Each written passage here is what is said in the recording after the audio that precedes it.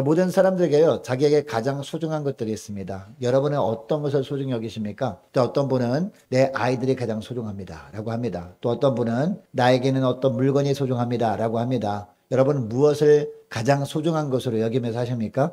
우리 예수 믿는 사람들은요, 그 어떤 것보다도 예수님이 가장 소중합니다. 믿으십니까? 예수님이 가장 소중하기 때문에 오늘도 비가 오는 중에도 교회 나온 걸 아니겠습니까? 여러분 복음의 주인공이 바로 예수님이기 때문에 우리에게 무엇보다도 예수님이 가장 소중한 줄 믿습니다. 자, 그러면 예수님이 어떤 분이라고 생각합니까? 라고 물어보면 누구나 다 동일한 대답을 할 겁니다. 여러분 예수님이 어떤 분이에요? 나를 위해서 십자가를 지신 분이죠. 그래서 우리에게 새 생명을 주신 분입니다. 이런 고백을 하며 살아가는데 여러분 이런 고백이 처음 우리가 경험할 때는 처음 예수님을 체험할 때는요. 마음에서 우러나오는 고백을 합니다. 그런데 세월이 흐르면서 점점 어떻게 됩니까? 점점 이게 약화되겠죠. 점점 약해지면서 단순히 똑같은 고백을 하긴 하는데 형식적인 고백으로 머물러 버릴 때가 많다는 거죠. 여러분 이렇게 형식적인 고백에 머물러 버리면 어떤 결과가 나타납니까? 삶 가운데 세상에 영향력을 끼치지 못하며 살아가게 되고 맙니다. 아무쪼록 바라는 것은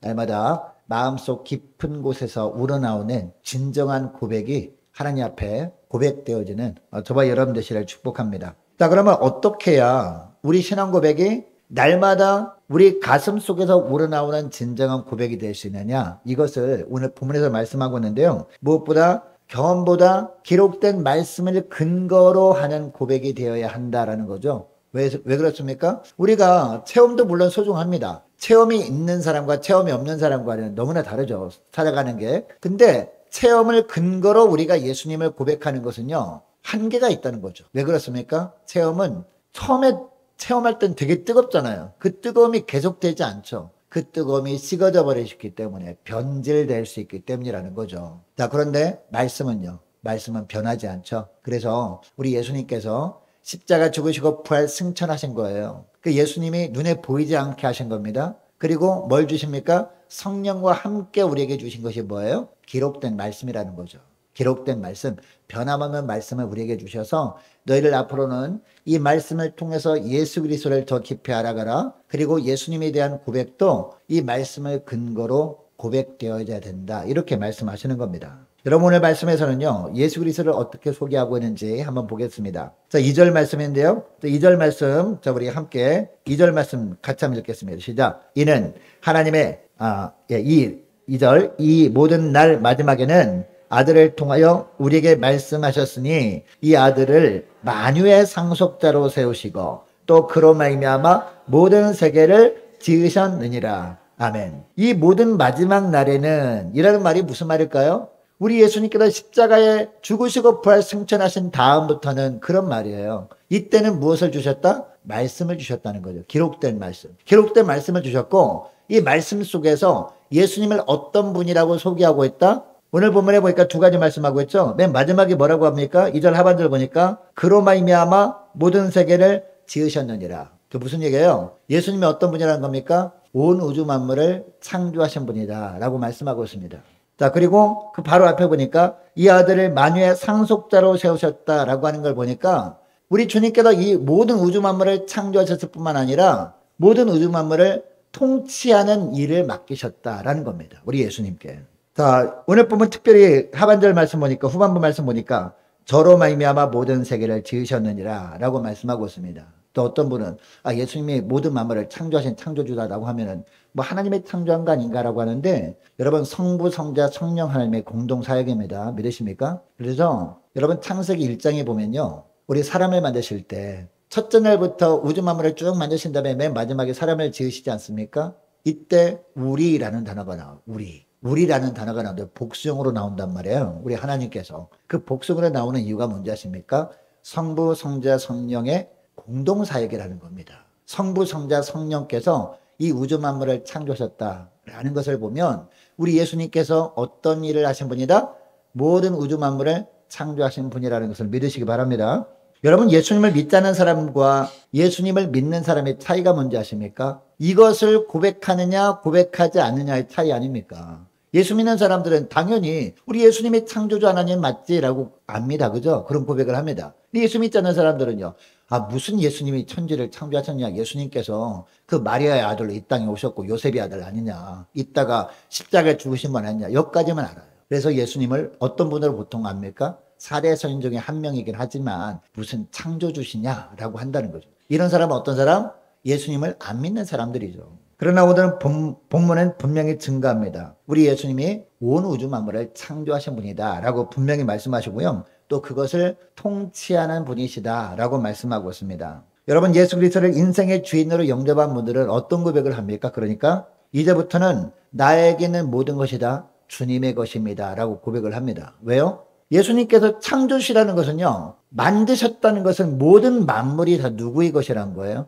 누구의 거예요? 처음부터 예수님의 거란 말이에요. 예수님의 소유란 말입니다. 그렇다면 그 모든 만물 중에서 지금 현재 우리가 누리고 있는 것들도 다 속해 있는 것이죠. 그렇다면 우리에게 있는 모든 것들, 우리 육신도 다 주님의 겁니다. 우리 인생도 주님의 것이고요.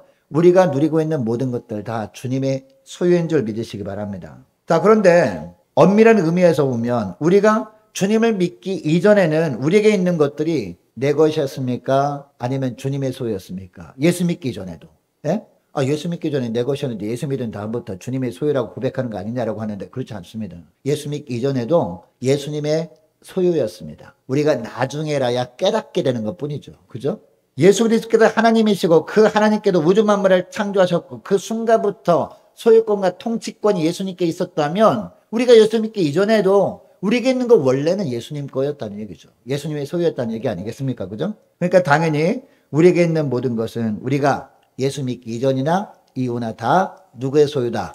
예수님의 소유인 줄 믿으시기 바랍니다. 그런데 예수님을 주님으로 영접하기 전에는 내 것으로 착각하며 내 마음대로 살았단 말이에요. 인생의 한 치 앞도 보지도 못하면서 내 뜻대로 살다가 깨어지고 넘어지고 상처나고 한 것 아니겠습니까? 그런데 주님을 영접한 이후에야 처음부터 다 주님의 소유였구나라는 것을 깨닫고 우리가 그때서야 주님께 맡기는 것 아니겠습니까? 주님, 저희 인생도 주님이 통치권 아래에 있음을 이제야 깨닫습니다. 주님께 맡깁니다. 라고 하면서 우리 인생을 주님께 온전히 내려놓죠. 그리고 주님의 이끄심 따라 살아가는 것. 이게 바로 예수 믿는 신앙인 줄 믿으시기 바랍니다.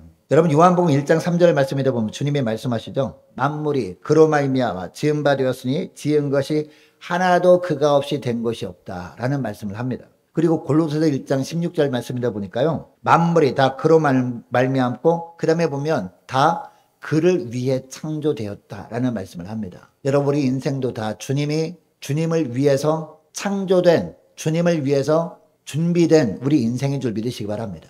우리가 누리고 있는 모든 것들도 다 주님을 위해서 주님께서 창조된 것인 줄 믿으시기 바랍니다. 이제 철저히 우리에게 있는 모든 삶과 모든 것들을 주님께서 통치하도록 소유권을 새롭게 맡겨드림으로 말미암아 날마다 주님께서 주관하시는 복된 하루하루 될 수 있기를 원합니다. 자, 그리고 두 번째로 우리 예수님이 어떤 분이라고 하느냐. 3절 말씀입니다. 자, 3절 말씀 우리 다시 한번 읽겠습니다. 시작. 이는 하나님의 영광의 광채시요 그 본체의 형상이시라. 그의 능력의 말씀으로 만물을 붙드시며 죄를 정결하게 하는 일을 하시고 높은 곳에 계신 지극히 크신 이의 우편에 앉으셨느니라. 아멘. 특별히 전반부 보니까 상반절 보니까 이는 하나님의 영광의 광채시요. 누가요? 예수님께서. 예수님이 뭐라고요? 하나님의 영광의 광채시다 라고 말씀하고 있습니다. 그리고 그 본체의 형상이다 라고 말씀하고 있습니다. 무슨 얘기냐? 우리 예수님이 하나님의 영광이 드러나는 통로라는 겁니다. 우리 예수님이. 여러분, 우리의 삶을 통해서 하나님의 영광 받으시는데 왜 우리 삶을 통해서 하나님의 영광 받으실까요? 우리가 예수 믿기 때문에, 우리 안에 주님이 사시기 때문에, 주님이 사시는 자의 삶을 통해서 그래서 하나님의 영광 받으시는 거거든요. 다른 말로 하면 우리 안에 내주하시는 성령께서 하나님의 영광이 드러나는 통로라는 겁니다. 우리 예수님께서 하나님의 영광이 드러나는 통로다 이 말씀을 하시거든요. 그리고 하나님의 존재를 분명히 알려주는 분이 바로 예수님이시라는 겁니다. 여러분, 예수님이 이 땅에 오셔서 십자가를 지시기까지 많은 일을 하셨잖아요. 예수님이 계셨던 것 자체가 하나님이 계시다는 것을 증거해 주는 것이다 이 말씀을 하는 겁니다. 여러분, 하나님의 자녀들을 통해서 영광 받기를 원하셨는데 언제 하나님의 가장 영광 받으실까요? 우리는 착각합니다. 어떤 착각을 하느냐? 하나님의 백성들이 세상 사람들보다 훨씬 더 잘 살 때 하나님이 영광 받으신다라고 생각합니다. 여러분 과연 그것으로 영광 받으실까요? 옆집 사람이 교회 안 다녀. 그러나 교회 다니는 나에게 하나님이 갑자기 막 그냥 하늘에서 복을 막 쏟아부어 주셔가지고 옆집 사람마다 갑자기 막 잘 살게 돼서 좋은 아파트로 이사를 가. 그것을 통해서 하나님이 영광 받으실까요? 그것을 통해서 영광 받으신다면 성경 말씀에 기록되어 있어야 될 거 아닙니까? 그죠? 성경 말씀에 그런 내용이 있어요, 없어요? 있어요, 없어요? 전혀 나오지 않습니다. 그죠? 아니면 이제 예수 믿는 자녀가 있고 예수 믿지 않는 자녀가 있습니다. 경쟁해서 말도 안 되게 예수 믿는 자녀가 잘 됩니다. 시험 볼 때 공부도 하지 않고 막 찍었는데 막 맞춰.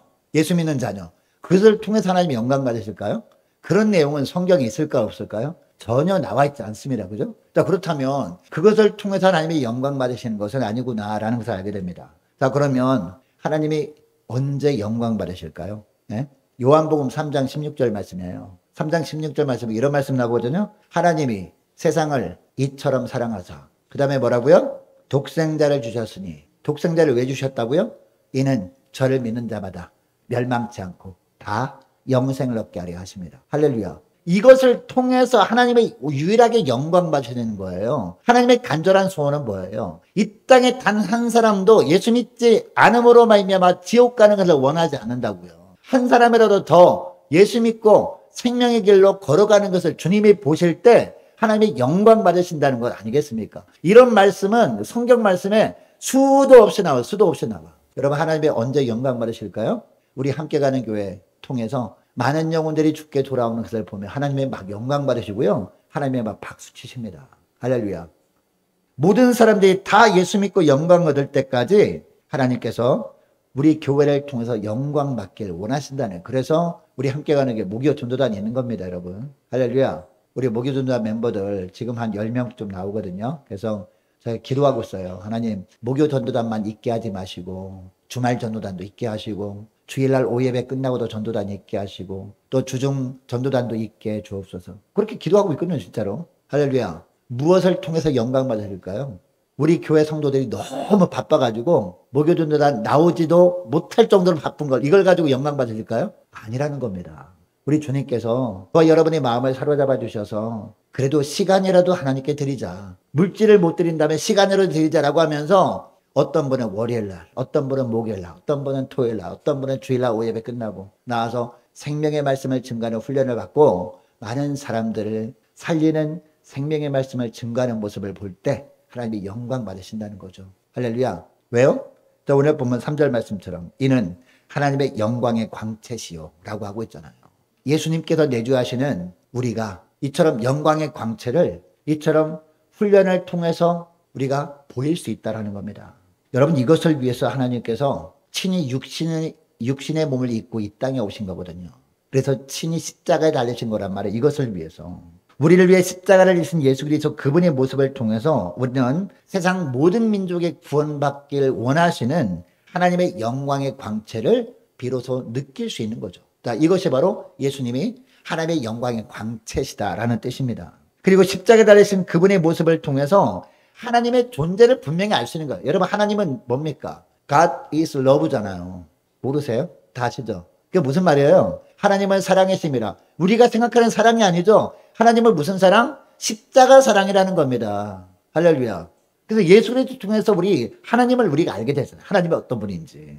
하나님은 사랑이시다라고 하는 것은 이코르 십자가를 의미하는 거예요. 예수님의 십자가 죽음. 누구를 위해서? 나만을 위해서가 아니라 모든 인류를 위해서 십자가에 달리신 거예요. 아닙니까? 이것을 우리가 알게 되는 것이죠. 여러분 히브리서 1장에 보면 한 가지 특이한 점이 있는데요. 신약성경에 수많은 서신서들이 있잖아요. 바울 서신도 있고, 그죠? 공동 서신도 있고 하잖아요. 수많은 서신들이 있는데 편지를 시작할 때 인사말을 쭉 하거든요. 인사말을 누가 이렇게 썼고 평강과 은혜가 넘치길 원하노라 이렇게 인사말을 쭉 하는데 유일하게 인사말이 없는 곳이 히브리서예요. 히브리서는 1장 1절부터 누구를 소개해요? 예수님을 딱 소개한단 말이에요. 예수님이 어떤 분인지. 예수 그리스도에서 기록한 이유가 뭡니까? 이것을 보면 히브리서 기자가 마음이 얼마나 급박했는지 알 수 있어요. 히브리서가 쓰여진 그 당시에는요. 그때가 말세임을 알았어요. 이 말세가 어떤 때예요? 이 세상 마지막 때 아닙니까? 예수님이 재림할 때 아닙니까? 그러니까 너무 급한 거예요. 급해서 예수님에 대해서 빨리 알려주고 싶은 거예요. 그래서 인사말도 쓸 그 틈이 없는 거예요. 예수님에 대해서 딱 알려준 겁니다. 2절 상반절 말씀 보시기 바랍니다. 2절 상반절 말씀 보니까 이 모든 날 마지막에는 이라고 합니다. 바로 말세를 말하는 거죠. 여러분, 여기 나오는 마지막 시대는요, 어떤 때를 말합니까? 지구 종말의 때라고 생각할 수도 있지만 성경에 나오는 말세는 언제예요? 예수님이 십자가 죽으시고 부활 승천하신 다음부터 언제까지? 예수님이 재림할 때까지를 말세라고 합니다. 마지막 때라고 합니다. 여러분이 마지막 시대는요, 주님께서 구원주로 이 땅에 오셨을 때부터 예수님이 다시 오실 때까지, 이때를 말세라고 한단 말이에요.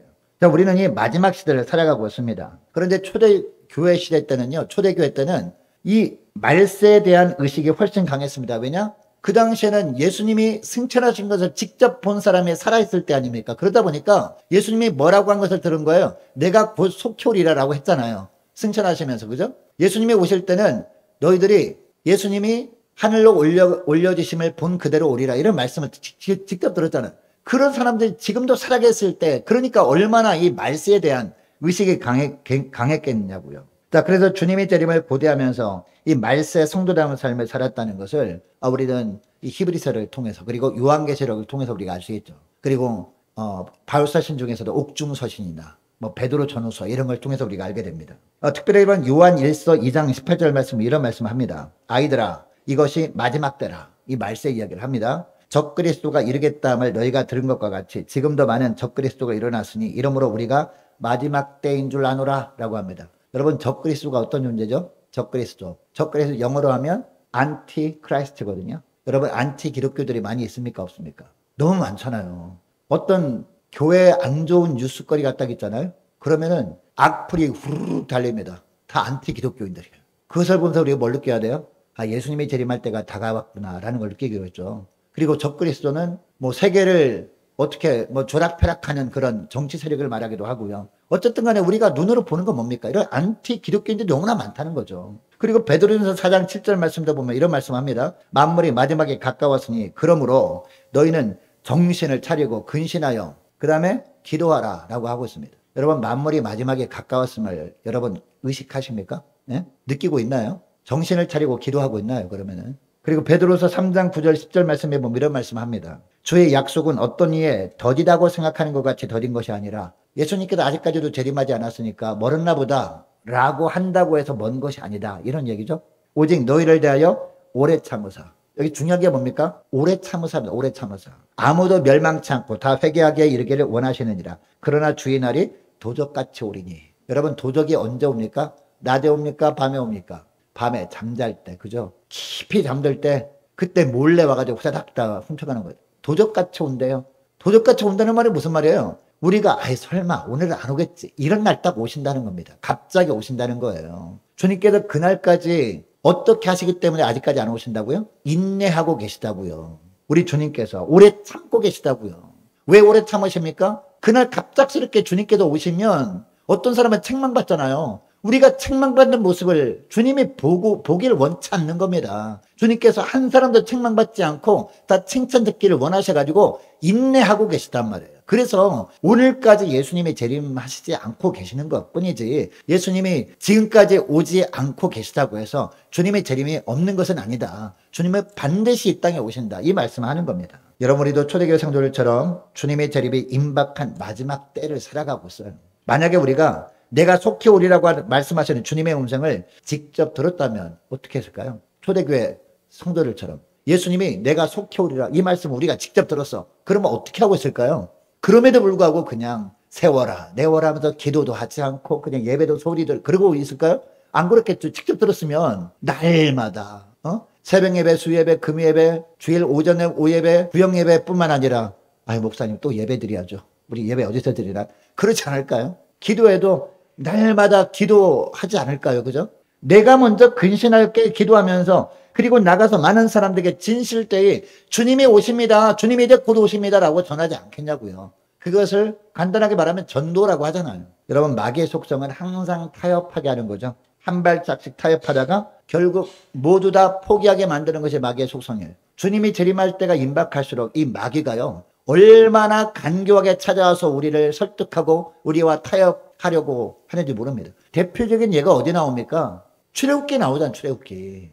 여러분, 애굽에서 나오잖아요. 나올 때 열 재앙이 있었죠. 열 재앙 전에 모세가 이 애굽의 바로왕을 찾아가서 얘기할 때 계속해서 바로왕이 타협을 시도하잖아요. 이게 예수님께서 재림할 때가 임박할 때요, 사단이 어떻게 우리에게 찾아와서 타협할 것인지 정확하게 보여주는 거거든요. 여러분, 첫 번째 요구 조건이 뭐였는지 아십니까? 첫 번째 요구 조건은요, 하나님께 예배는 드리되 애굽 땅은 벗어나지 말라라고 합니다. 애굽 땅은 벗어나지 말라. 이처럼 세상에 적당히 묻혀 살면서 세상의 테두리 안에 벗어나지 말고 그냥 형식만 대충 예배드리는 척하면 될 거 아니냐, 이렇게 하는 거죠. 삶은 세상 가운데 살면서 예배는 그냥 형식적으로 드리면 될 거 아니냐, 겉보기에 예배드리는 것처럼 보이면 하나님도 뭐라고 하지 않겠지라고 하는 거죠. 그리고 두 번째 요구 조건이 뭔지 아십니까? 그래도 안 되니까 그 다음에 뭐라고 합니까? 광야에 가서 예배드리는 것을 허락할 테니까 그 다음에 어떻게 하세요? 너무 멀리는 가지 말라라고 합니다. 근데 오늘날은 어떤 거예요? 너무 깊이는 빠지지 말라라고 하는 거죠. 그 많이들 그러지 않습니까? 근데 남편이 교회를 안 다녀. 그래도 이제 교회를 가겠다 그러면 교회 가는 걸 허락할 테니까 어떻게 하라? 너무 깊이는 빠지지 말라, 이렇게 말하잖아요. 그리고 직장에서도 마찬가지죠. 너무 깊이는 빠지지 말라라고 하잖아요. 이 말은 얼핏 들으면 신앙적인 말처럼 들리긴 합니다. 그러나 이것은 마귀의 함정이라는 걸 우리가 알아야 돼요. 우리는 종종 이런 말을 듣습니다. 예수 믿는 것은 너무나 좋지만 거기 가서 좋은 말씀도 듣고 좋은 교훈도 얻고 사람이 변화되는 건 참 좋지만 너무 깊이는 들어가지 말라, 이런 말씀을 합니다. 적당히 믿으라는 겁니다. 뜨거움이 없이 너무 뜨거움 하는 건 그렇게 좋지 않다.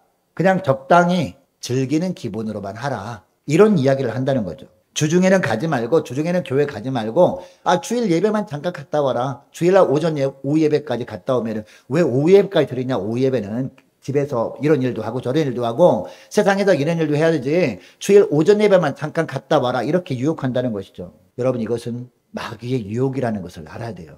여러분, 로마서 12장 11절 말씀에 보면 분명히 주님이 말씀하십니다. 우리 따라하겠습니다. 부지런하여 게으르지 말고 열심을 품고 주를 섬기라. 할렐루야. 주의 음성으로 들을 수 있기를 축복합니다. 게으르지 말래요. 열심을 품으래요. 열심을 품고 주를 섬기라, 이 말씀을 합니다. 그리고 세 번째 요구 조건이 뭔지 아세요?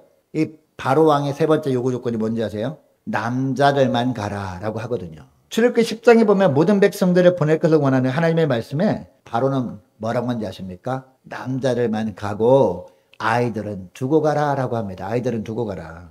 무슨 말씀이냐? 너희만 믿으면 됐지. 왜 자녀들까지 믿게 하느냐? 너희들만 열심히 믿고 자녀들은 세상에서 열심히 돈을 벌게나 하면 되지라고 한다는 거죠. 여러분, 이건 마귀의 메시지라는 것을 기억할 수 있기를 원합니다.